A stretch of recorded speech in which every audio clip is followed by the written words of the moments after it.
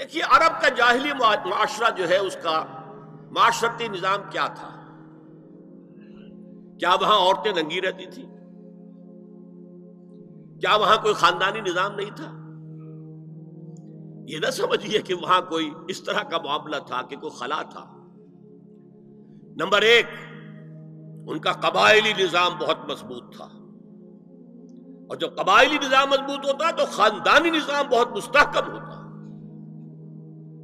قبیلہ خاندانوں کے مجموعے کا نام ہے نا۔ نمبر دو، شرفاء کی جو خواتین ہوتی تھی ان کے عام لباس کے علاوہ دو چیزیں اور ان کے استعمال میں رہتی تھی۔ ایک خمار، اوڑھنی، گھروں کے اندر وہ اوڑھنی اوڑھتی تھی۔ ایک جلباب، لمبی سی چادر کہ جب باہر نکلتی تھی تو اس میں اپنے پورے جسم کو لپیٹ لیتی تھی، لیکن چہرہ نہیں چھپاتی۔ یہ جلباب کا لفظ قرآن میں آیا، خمار کا خمرہن، جلابیبہن، یہ الفاظ انہیں معلوم تھے نا، ان کے زیر استعمال تھے نا، ورنہ کوئی نیا لفظ کہاں سے آ جاتا؟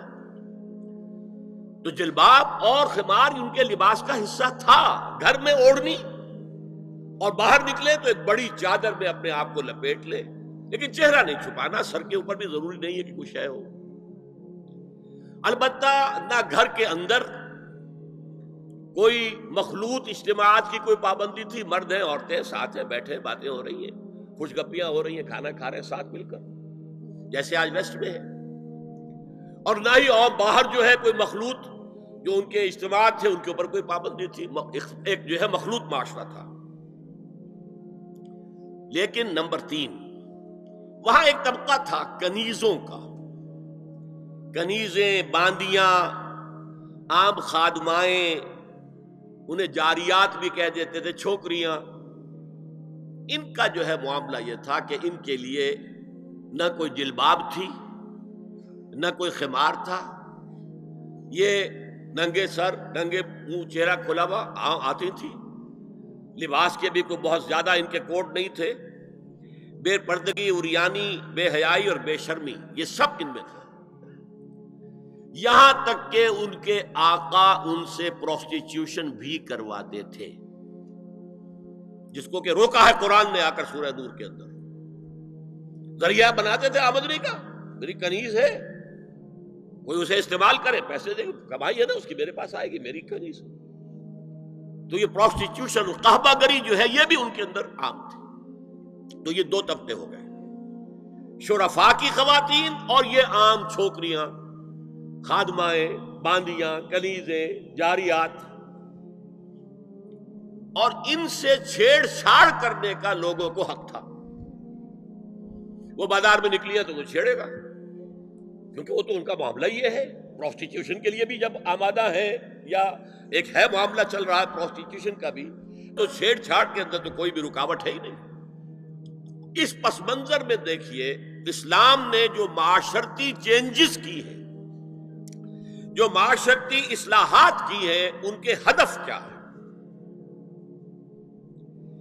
پہلا ہدف مضبوط خاندانی نظام۔ یہ خاندانی نظام شروع ہوتا ہے ایک مرد اور ایک عورت کے درمیان ازدواج سے، اور وہاں نکاح ہوتا تھا۔ ان دونوں کے درمیان جتنی محبت ہوگی، جتنا قرب ہوگا، جتنا باہمی اعتماد ہوگا، اتنا ہی خاندان مضبوط ہوگا۔ اس لیے کہ یہ فرسٹ ڈائمنشن ہے خاندان کی، شوہر اور بیوی۔ اب شوہر اور بیوی کو اللہ نے اولاد دے دی،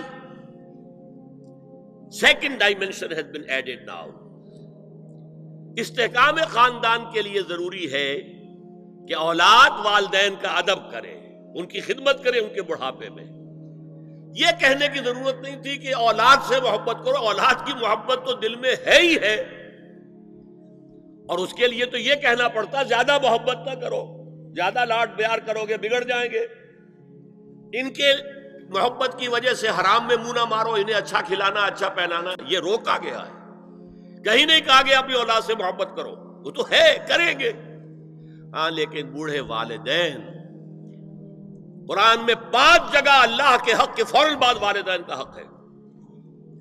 وَقَضَىٰ رَبُّكَ أَلَّا تَعْبُدُوا إِلَّا إِيَّاهُ وَبِالْوَالِدَيْنِ إِحْسَانًا أَنِ اشْكُرْ لِي وَلِوَالِدَيْكَ.